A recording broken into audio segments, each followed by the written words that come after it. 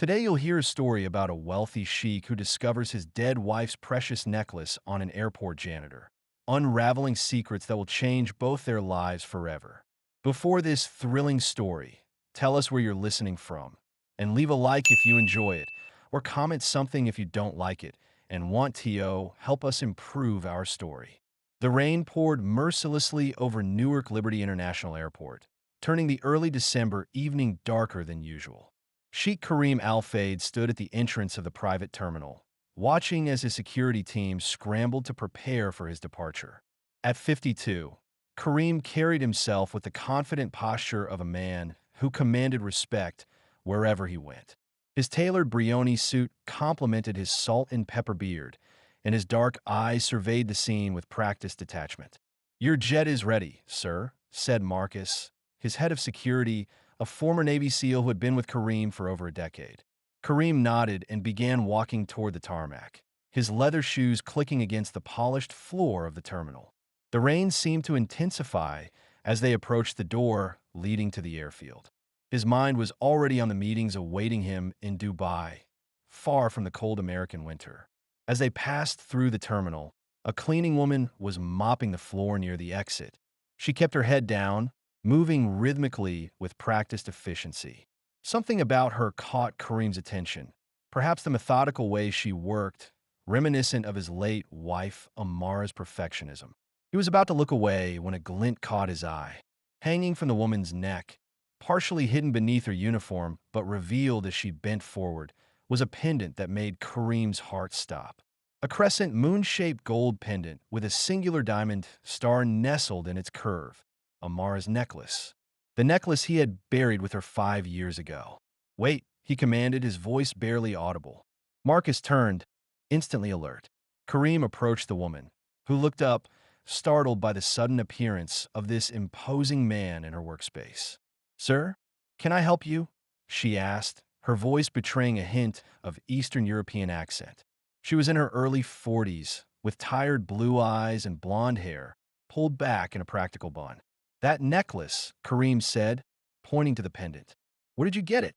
The woman's hand instinctively went to the necklace, clutching it protectively. It was a gift. From whom?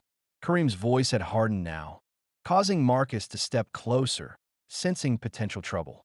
My boyfriend gave it to me." "Why?"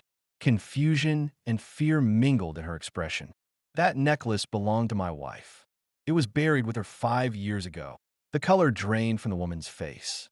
I don't understand. "Michael gave it to me for my birthday last year. He works at the cemetery as a groundskeeper. Green Hills Memorial. The same cemetery where Amara was buried." Kareem felt a wave of nausea. The implications were too horrible to contemplate. "What is your name?" he asked, struggling to maintain his composure. "Ivana. Ivana Petrovich.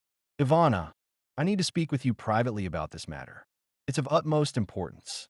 Kareem glanced at Marcus, who immediately understood what was needed. "Sir, we can use the private lounge," Marcus suggested, already moving to secure the area. Ivana looked between them, fear evident in her eyes. "I'm working. I can't just leave. I'll speak with your supervisor," Marcus assured her. "This won't affect your employment." 20 minutes later, they sat in the plush confines of the airport's VIP lounge. Ivana perched uncomfortably on the edge of a leather chair, the necklace now fully visible against her airport uniform. "This necklace was custom-made for my wife by Cartier in Paris," Kareem explained, his voice controlled despite the turmoil within. "It has an inscription on the back of the crescent." Ivana hesitantly removed the necklace and turned it over. There, in tiny script, were the words, "To Amara, my eternal light." "Kay," she gasped softly. "I had no idea. Michael told me he bought it from a jewelry store." "Your boyfriend, Michael, he works at Green Hills?" Ivana nodded. "For almost 7 years now. He's a senior groundskeeper." Kareem exchanged a glance with Marcus. The implications were clear but horrifying. "Ivana, I need you to understand the seriousness of this situation. That necklace was buried with my wife. The only way Michael could have obtained it would be if he—" Kareem couldn't bring himself to finish the sentence. "No," Ivana shook her head vehemently. "Michael wouldn't. He couldn't. Do you have a photograph of it? Marcus asked gently. Ivana hesitated before pulling out her phone. She scrolled through pictures before showing them one. Michael was a rugged-looking man in his late 40s, with weathered skin and hard eyes that didn't match his smile. My flight will need to be delayed, Kareem said to Marcus. Contact Detective Rivera. We've worked with him before. What are you going to do? Ivana asked, her voice barely above a whisper. We're going to find out how Michael came into possession of my wife's necklace, Kareem said, his tone making it clear he suspected the worst. And I would like your help. I can't believe Michael would do something so horrible, Ivana said, her voice breaking. We've been together for 3 years. He's always been kind to me. People aren't always what they seem, Kareem said, memories of Amara flooding his mind. Her laughter, her compassion, and the way she'd insisted on being buried with minimal jewelry, just her wedding ring and the crescent necklace he'd given her on their 20th anniversary. Detective Rivera arrived within the hour, a stocky man with a perpetually serious expression and a reputation for discretion in sensitive cases involving high-profile individuals. Sheikh Al-Fayed. Rivera greeted him with a firm handshake. Marcus briefed me on the phone. This is unusual, to say the least. Kareem nodded. I want this handled quietly, but thoroughly. If someone disturbed my wife's grave. Understand, Rivera said. We'll need to verify the necklace's authenticity first, then check if there's been any disturbance at the cemetery.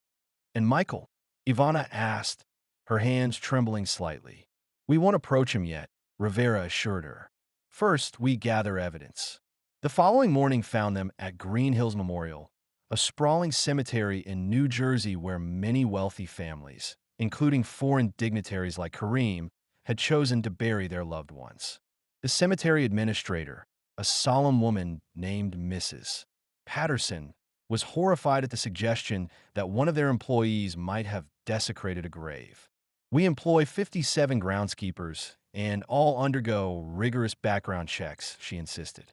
Michael Brandt has been with us for 7 years without incident. Nevertheless, Detective Rivera said firmly, we need to examine Mrs. Al-Fayed's gravesite immediately and discreetly. Mrs.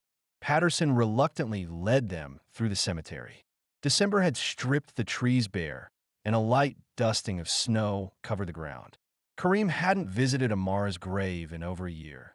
The pain was still too raw, even after 5 years.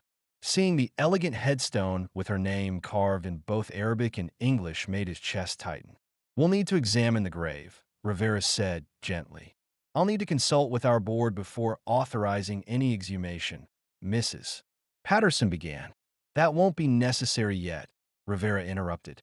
Ground-penetrating radar can tell us if there's been any disturbance without disturbing the grave itself. While they waited for the technical team to arrive, Kareem stood silently by Amara's grave. Ivana had remained in the cemetery office, unable to face the possibility that her boyfriend might have committed such a violation. She was special, Kareem said quietly to Rivera, who stood respectfully nearby. Not just to me, but to everyone who knew her. Our children adored her. She built schools for girls in my country when many opposed the idea. Rivera nodded. I remember the news when she passed. Cancer, wasn't it? Leukemia. It took her quickly. Too quickly. Kareem's voice remained steady, but his eyes betrayed his pain. We had 25 years together. Not enough. The technical team arrived and began their work, moving specialized equipment over Amara's grave. The cemetery was quiet except for the distant sound of traffic and the occasional call of winter birds. There's definitely been disturbance, the technician finally announced, pointing to the radar screen. The soil pattern shows disruption approximately 3 to 4 feet down, and it's relatively recent, within the last year or two, I guess. Kareem closed his eyes, a wave of fury washing over him. Someone had violated Amara's rest, had stolen from her. The thought was unbearable. We'll need an exhumation order now, Rivera said to Mrs. Patterson, who nodded numbly, the reality of the situation finally sinking in. What about Michael? Kareem asked. We'll bring him in for questioning, Rivera replied. But carefully. If he's responsible, we don't want to spook him. Back at the cemetery office, Ivana sat with her head in her hands. When they told her what they'd found, she began to cry softly. I can't believe this, she whispered. I've worn this necklace for a year.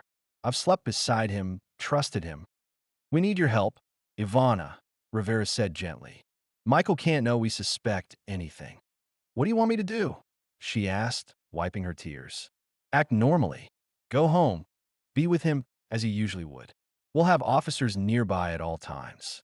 Tomorrow, casually mention that you lost the necklace at work. See how he reacts. Ivana looked terrified but nodded slowly. I'll do it. If he really did this, I want to know, are you enjoying our story? Tell us where you're watching our videos from. Leave in the comments your city and what else you like to hear. Suggest a story for us. That night, Kareem stayed at his penthouse in Manhattan, unable to sleep. The thought of Amara's grave being disturbed haunted him. He stood by the floor-to-ceiling windows, looking out at the city lights, remembering how Amara had loved New York during the holidays. His phone rang shortly after midnight. It was Rivera. We've got a problem, the detective said without preamble. Michael Brandt didn't come home tonight. Ivana called him repeatedly, but he's not answering. We have officers watching their apartment, but there's no sign of him. He knows, Kareem said, his voice hard. Somehow, he knows we're onto him. Possibly. We're checking airport manifests, bus terminals, train stations. We've also put an alert on his credit cards and cell phone. What about Ivana? Is she safe? We have an officer with her. She's shaken up, but cooperating fully. Kareem made a decision. I want to talk to her again. Perhaps there's something she knows that could help us find him. An hour later, Ivana sat in Kareem's penthouse, looking small and lost in the opulent surroundings. Her hands clutched a cup of tea that she hadn't touched. I feel so stupid, she said, her accent thicker with emotion. 3 years with him, and I knew nothing. Don't blame yourself, Kareem said, sitting across from her. People like Michael are skilled at deception. I keep thinking about the things he said, the times he worked late at the cemetery. He told me he did special projects for wealthy families. Extra maintenance they paid for privately. She looked up suddenly. Oh God, do you think that he robbed other graves? It's possible, Kareem admitted. Detective Rivera is checking similar reports. There was a storage unit, Ivana said suddenly. He never let me go there with him. So it was just where he kept tools and stuff from his previous marriage. I didn't think anything of it. Kareem immediately called Rivera, who promised to obtain a warrant for the storage unit as quickly as possible. While they waited, Kareem found himself studying Ivana. She was nothing like Amara physically. Where his wife had been petite with dark features, Ivana was tall and fair, but there was something in her determined dignity that reminded him of Amara. You work hard, he observed. Ivana nodded. 2 jobs, the airport at night and a daycare during the day. I send money home to my parents in Serbia. That's admirable. It's necessary, she corrected him gently. Not everyone has choices. Her directness reminded him again of Amara, who had never been impressed by his wealth or status. It had been one of the reasons he'd fallen in love with her. Rivera called back within the hour. We've located the storage unit in Hoboken. We're heading there now with the warrant. We're coming too, Kareem decided, looking at Ivana, who nodded firmly. The storage facility was a nondescript building in an industrial area of Hoboken. Police officers were already on scene when Kareem's car pulled up, with Rivera directing operations. Unit 247, Rivera informed them. We're just about to open it. The manager cut the lock, and Rivera pulled up the rolling door. The sight inside made Ivana gasp and Kareem freeze in shock. The unit contained dozens of boxes, carefully labeled and organized. One wall was lined with jewelry displays, necklaces, rings, watches, cufflinks, all arranged as if in a macabre showroom. Another section held smaller items, coins, medals, even gold teeth. My God, Rivera breathed. This is much bigger than we thought. A forensics team began documenting everything while Rivera examined the labels on the boxes. Names, dates, cemetery locations. He kept records of every grave he robbed. Ivana stumbled backward, her face ashen. I can't. I need air. She hurried outside, with Kareem following her. Outside, she leaned against the wall, taking deep breaths of the cold night air. 3 years, she whispered. 3 years living with a monster. You couldn't have known, Kareem said quietly. But I should have seen something. There must have been signs. Evil often wears a convincing mask. My wife used to say that the most dangerous people are those who appear most normal. Ivana looked at him. Tell me about her. Your wife. Kareem was surprised by the request, but found himself wanting to speak about Amara. She was extraordinary, brilliant, compassionate, stubborn. She grew up wealthy but spent her life fighting for those without privilege. When we married, many in my country disapproved. She was too outspoken, too Western in her thinking. But she won them over one by one, with her genuine concern for their welfare. She sounds remarkable. She was. Kareem's voice softened. The necklace, I gave it to her on our 20th anniversary. The crescent moon was because she always said I was at my best when I remembered where I came from, my heritage. The star was for her, my guiding light. Ivana touched the necklace, which she still wore. I should return this to you. Not yet, Kareem said. The police will need it as evidence first. Rivera emerged from the storage unit, his expression grim. We found documentation for over 60 graves he's robbed in the past 5 years, across 3 states. And we've got something else, receipts from pawn shops and private dealers. He's been selling these items systematically. Any sign of where he might have gone? Kareem asked. Nothing concrete yet, but we did find passport photos. He may be planning to leave the country. The search for Michael Brandt intensified over the next 48 hours. Border alerts were issued, and his photograph was circulated to law enforcement agencies nationwide. Kareem postponed all his business in Dubai, determined to see this through. On the 3rd day, they got a break. Michael's credit card was used at a motel near the Canadian border in upstate New York. Local police moved in, but found only an abandoned room. He had already fled. He's heading for Canada, Rivera concluded during their morning briefing at the police station. Probably planning to cross somewhere remote. We need to get ahead of him, Kareem said. The Border Patrol has been alerted, but it's a long border. He could cross anywhere. Ivana, who had been quiet during the briefing, suddenly spoke up. His brother has a cabin in Vermont, near the border. Michael mentioned it once, said they used to go hunting there as kids. Rivera immediately began making calls, trying to locate the property. Do you remember anything else about it? Kareem asked Ivana. She closed her eyes, concentrating. He said you could see Canada from the hill behind it. And there was a lake nearby with a strange name. Memphremagog? Something like that. Lake Memphremagog, Rivera confirmed, covering the mouthpiece of his phone. It straddles the U.S. Canadian border. That narrows it down considerably. Within hours, they had identified a cabin owned by Robert Brandt, Michael's older brother, near the town of Derby, Vermont, just miles from the Canadian border. Local police are setting up surveillance, Rivera informed them. But they're being cautious. It's remote territory, and he could flee into the woods if spooked. I want to be there, Kareem said firmly. Sheikh Al-Fayed, I strongly advise against that, Rivera began. This man desecrated my wife's grave. He stole from her. I need to see this through to the end. Rivera reluctantly agreed, arranging for Kareem to travel to Vermont with a police escort. To everyone's surprise, Ivana also insisted on coming. I need to see him caught, she explained simply. I need to look him in the eye and know it's over. The journey to Vermont took several hours by car. As they drove north, the landscape became increasingly rural and snow-covered. By late afternoon, they reached a command post set up by local law enforcement about a mile from the Brandt cabin. We've confirmed he's inside. The local sheriff, a weathered man named Hollister, informed them. Arrived about 6 hours ago in a stolen vehicle. He's alone, but we have to assume he's armed. Has he made any attempts to cross the border? Rivera asked. Not yet. We think he's waiting for nightfall. They settled in to wait, watching the small cabin through binoculars from their position. As darkness fell, the temperature dropped dramatically, and snow began to fall. We should move in now, Sheriff Hollister decided, before visibility worsens. The plan was simple but risky. Officers would surround the cabin, while Sheriff Hollister would approach and call for Michael to surrender. Kareem, Ivana, and Rivera would remain at the command post, monitoring the situation via radio. They watched as the officers moved into position, dark figures against the snow. Sheriff Hollister approached the cabin, his voice carrying through the cold air as he used a bullhorn to identify himself and call for Michael to come out with his hands up. For several tense moments, nothing happened.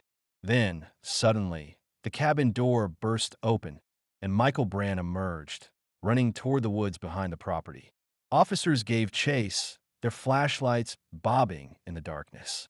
"He's heading for the border," someone shouted over the radio.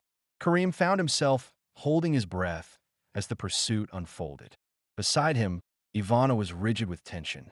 The radio crackled with updates as officers pursued Michael through the snowy woods. Then came a sound of gunshots. Shots fired. "Suspect is armed," a voice called out. More gunfire followed, then silence. Kareem and Ivana exchanged alarmed glances. "Officer down. Need medical assistance." The voice on the radio was urgent. Several agonizing minutes passed before the radio crackled again. "Suspect in custody. Officer Jensen has a shoulder wound, not life-threatening." Relief flooded through the command post. Rivera immediately began coordinating with the local authorities, while Kareem turned to Ivana, who had tears streaming down her face. "It's over," he said quietly. She nodded, unable to speak. An hour later, they watched as Michael Brandt was brought to a police vehicle, handcuffed and subdued. He looked older than in his photographs, his face haggard and his eyes wild. When he saw Ivana standing with Kareem, he stopped, shock registering on his face. He spat. "You betrayed me." Ivana stepped forward, her voice steady despite her tears. "No, Mike, you betrayed me. You betrayed everything decent with what you did." Michael's gaze shifted to Kareem, recognition dawning. "Sheikh Al-Fayed, your wife had the nicest jewelry in that whole cemetery." He laughed, a hollow sound that echoed in the cold air. "The dead don't need gold and diamonds." Kareem felt a surge of rage, but controlled himself. "You violated sacred ground. You disturbed the peace of the dead. There is no punishment severe enough for what you've done." "Save it for the judge," Rivera said, signaling for the officers to take Michael away. As they watched the police car drive off, Kareem felt a strange mix of emotions. Relief that Michael had been caught, anger at what he had done, and a deep sadness that Amara's rest had been disturbed. "What happens now?" Ivana asked quietly. "Justice," Kareem replied. "And then peace, hopefully."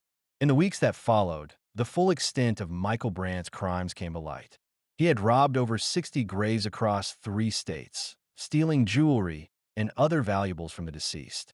The case made national headlines, bringing a mix of horror and fascination from the public.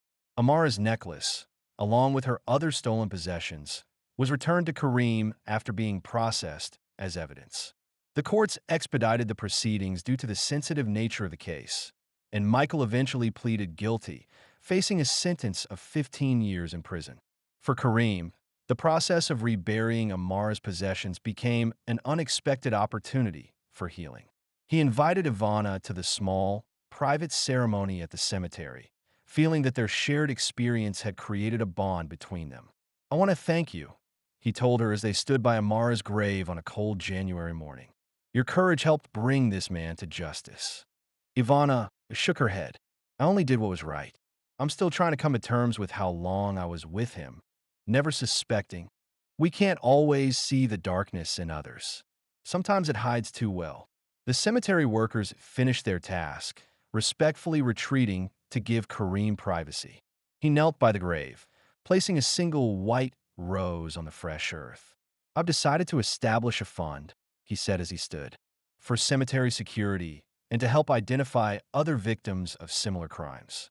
I'd like you to help me manage it." Ivana looked surprised. "Me? But I don't know anything about managing funds. You know about hard work, integrity, and doing what's right. The rest can be learned." He smiled slightly. "Amara would have liked you. She always valued directness and honesty above all else." "I would be honored," Ivana said after a moment. "And I think I would have liked her too." The initial weeks following Michael Brandt's conviction were a whirlwind of activity for Sheikh Kareem Al-Fayed and Ivana Petrovich.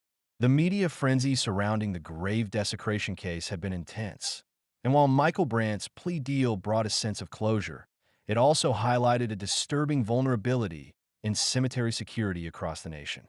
Kareem, true to his word, immediately began laying the groundwork for the Amara Al-Fayed Memorial Fund. He envisioned it as a beacon of hope for families whose loved ones' final resting places had been violated, and a catalyst for systemic change in how cemeteries protected their sacred grounds. Ivana, initially overwhelmed by the sheer scale of the task, found herself quickly adapting to the demands of her new role. Kareem had assigned a team of his most trusted legal and financial advisors to assist her, but he made it clear that her insights and practical perspective were invaluable. Her first few days were spent poring over legal documents, attending meetings with security experts, and learning the intricacies of nonprofit management. She approached every challenge with the same quiet determination that had impressed Kareem from their first encounter. One of the fund's immediate priorities was to establish a secure database for reporting and tracking grave desecration incidents.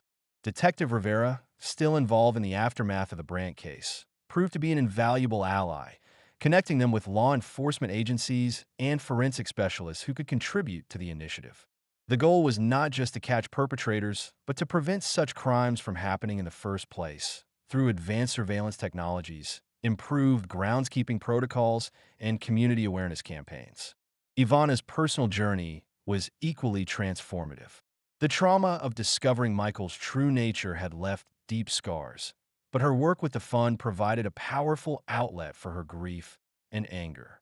She channeled her energy into helping others, finding a profound sense of purpose in ensuring that no other family had to endure the violation that Kareem and countless others had suffered.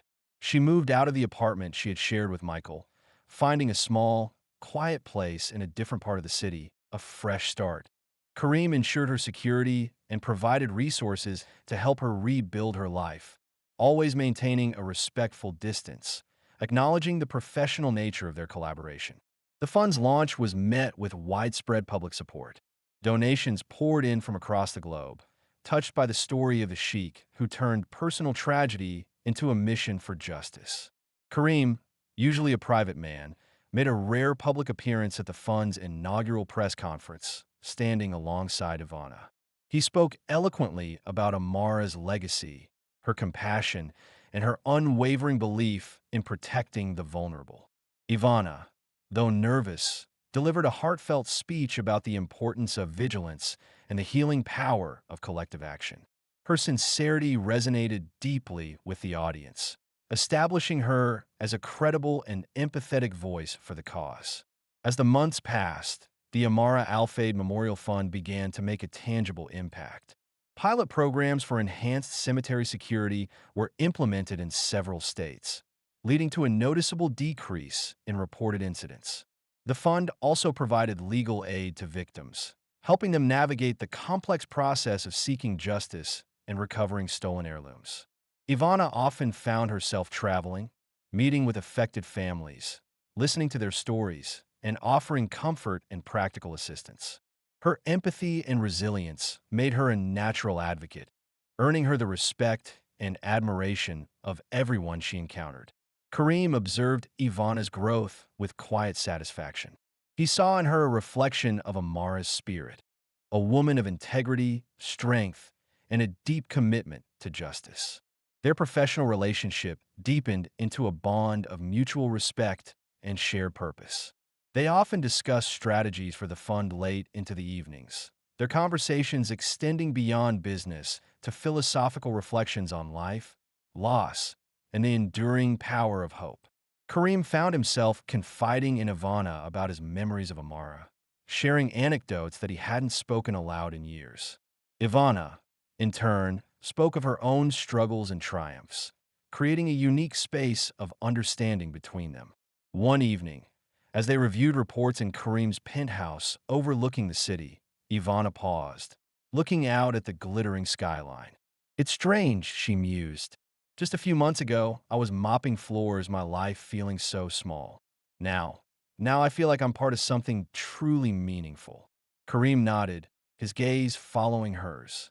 Amara always believed that every person, regardless of their station, possessed the capacity for greatness. It simply needed the right circumstances to emerge. He turned to her, a rare, gentle smile gracing his lips. "You have certainly proven her right, Ivana." The fund's success also brought renewed scrutiny to Michael Brandt's actions. The investigation into his broader network revealed that he had indeed been part of a loose ring of individuals involved in similar illicit activities, though none as prolific or organized as he. The evidence from his storage unit, meticulously cataloged by Detective Rivera's team, led to further arrests and the recovery of countless stolen artifacts, which were painstakingly returned to their rightful families. The case became a landmark, setting precedents for how law enforcement approached grave desecration and the illicit trade of funerary items. For Kareem, the return of Amara's necklace, along with her other stolen possessions, was a bittersweet moment. He held the crescent moon pendant in his hand, feeling the familiar weight, the cool metal against his skin. It was no longer just a symbol of his loss, but also of resilience, justice, and the unexpected connections forged in the crucible of adversity. He decided to keep the necklace, not to bury it again, but to display it in a private memorial within his home, a testament to Amara's enduring presence and the profound impact she continued to have on his life, even in death. Ivana, too, had come to terms with her own role in the unfolding drama. The initial shame and self-blame had slowly given way to a quiet pride in her courage and her contribution to bringing Michael to justice. She had faced her fears, confronted a painful truth, and emerged stronger. Her relationship with Kareem, built on shared trauma and a common mission, continued to evolve. It was a partnership of equals, bound by respect and a deep understanding of the human spirit's capacity for both darkness and light. The fund expanded its reach, developing educational programs for young people about the sanctity of burial sites and the importance of respecting the deceased. Ivana spearheaded many of these initiatives, her personal story serving as a powerful cautionary tale and an inspiring example of redemption. She found herself speaking at conferences, advocating for legislative changes, and becoming a leading voice in the movement to protect sacred spaces. Her Eastern European accent, once a source of self-consciousness, became part of her unique charm, lending an authentic, grounded quality to her impassioned appeals. Kareem, witnessing Ivana's transformation, felt a sense of peace he hadn't experienced since Amar's passing. The void left by his wife's death had been immense, but through the fund and his unexpected partnership with Ivana, he found a new purpose, a way to honor Amar's memory that transcended grief. He realized that healing wasn't about forgetting, but about finding new ways to carry love forward, to transform pain into positive action. The fund became a living legacy, not just for Amara, but for all those whose peace had been disturbed, and for the hope of a more respectful future. The story of the Sheikh and the janitor, once a sensational headline, slowly faded from the front pages, but its impact continued to ripple through communities. The Amara Al-Fayed Memorial Fund became a permanent fixture in the landscape of philanthropic endeavors, a testament to the power of one man's determination and one woman's courage to turn a personal tragedy into a force for good. Ivana, no longer just a cleaning woman, but a respected leader, continued to work tirelessly, her life intertwined with Kareem's in a shared mission that honored the past while building a better future.